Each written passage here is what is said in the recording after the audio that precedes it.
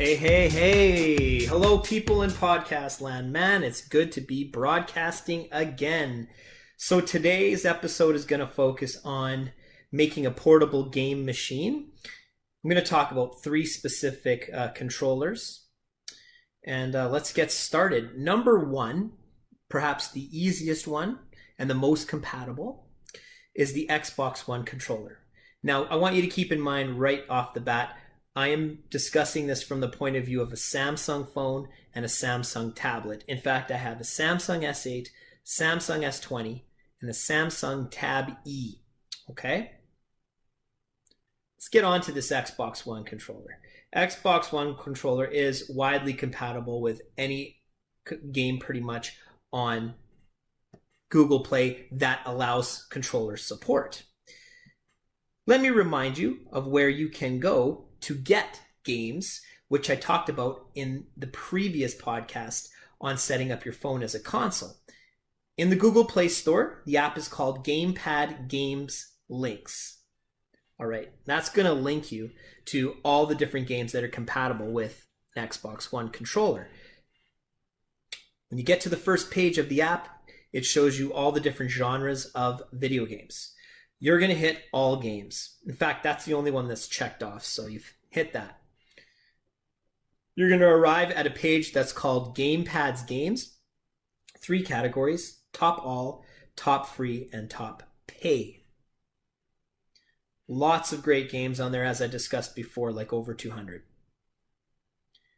Now, I'm going to tell you some of the games I'm playing with the Xbox One controller that I really, really enjoy. A lot of Sega games. What are some classics? Streets of Rage, Golden Axe, Altered Beast, Vector Man. Love those games. What else am I playing with this controller? Super Tux Kart. Super Tux Kart is available on many different platforms. Android, Windows, Linux, I believe. That's crazy. It is a Mario Kart-like racing game that you can download and play with the Xbox One controller. It also has a soccer feature in it that's like Rocket League, but I'm going to do a whole podcast on that game, so that's another good one. I have Street Fighter 4 CE, which is compatible with the Xbox controller. I have Blazing Star, which is a Neo Geo game. Okay, that's awesome. I have 2 Star Wars games. One's called Dark Side. The other one's called X-Wing Flight.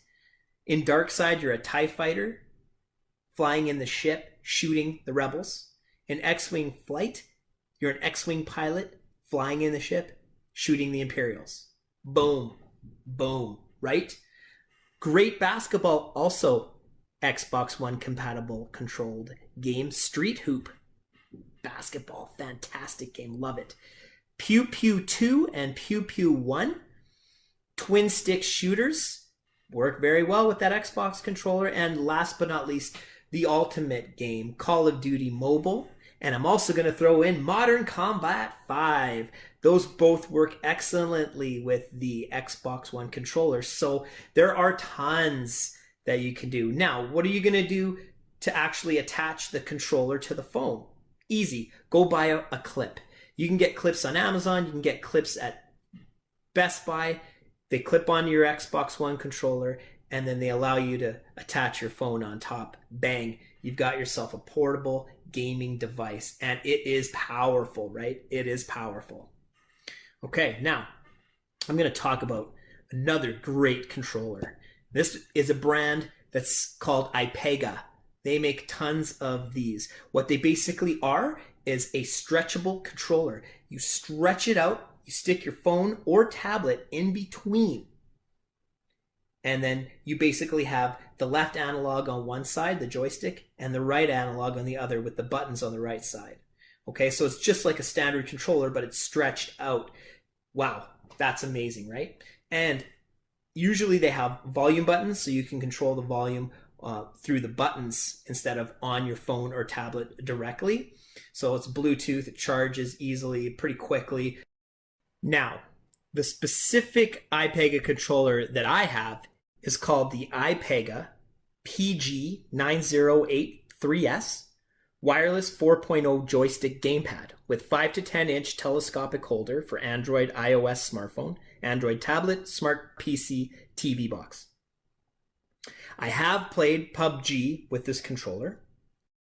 I did not spend $55.99, which is the price that Amazon has listed on here. I'm sure it was in the 30s when I bought it, but that was a while ago.